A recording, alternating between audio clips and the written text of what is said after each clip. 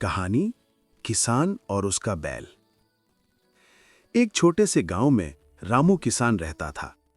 उसका एक ही सहारा था, उसका प्यारा बैल नंदू। रामू और नंदू की जोड़ी पूरे गांव में मशहूर थी।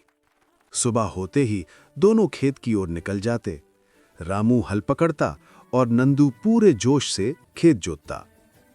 शाम को जब लौटते तो रामू उसके गले में हाथ डालकर धीरे धीरे बात करता, जैसे अपने किसी दोस्त से कर रहा हो। कई साल बीत गए। नंदू अब बूढ़ा होने लगा था। वो पहले की तरह तेज नहीं चल पाता था।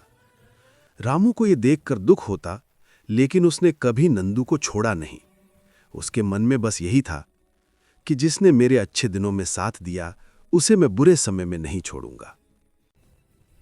एक दिन गांव में सूखा पड़ गया। बारिश नहीं हुई, खेत बंजर हो गए और लोगों के पास खाने तक के लाले पड़ गए। कई किसानों ने अपने बूढ़े जानवर बेच दिए, पर रामू ने ऐसा नहीं किया। वो बोला, नंदू मेरा साथी है, बोझ नहीं। लेकिन हालात बहुत कठिन थे। रामू के पास खाने को अनाज भी नहीं बचा।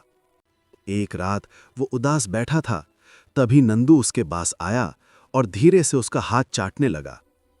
रामू की आंखों से आंसू गिर पड़े। उसने कहा, नंदू, तू तो मुझसे भी ज्यादा समझदार है।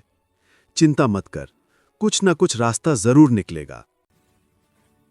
अगले दिन रामू ने गांव के बाहर की जमीन में एक छोटा सा कुआं खोदना शुरू किया।